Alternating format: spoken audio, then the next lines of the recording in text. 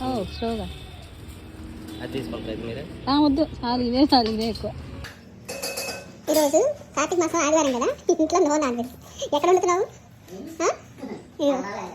అన్నం ఏమో ఇక్కడ ఉడికింది, నేనే వచ్చి గంజించా. ఇప్పుడు కూర కూడా ఇక్కడ ఉడుకుతుంది. ఏం కూర అనుకుంటున్నారు? Non veg. ఎరా నాన్ వెజ్ కోసం ఇక్కడికి వచ్చావు అయితే?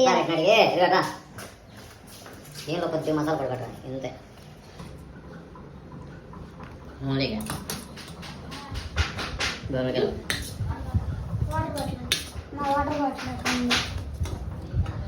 వాటర్ బాటిల్ అంట.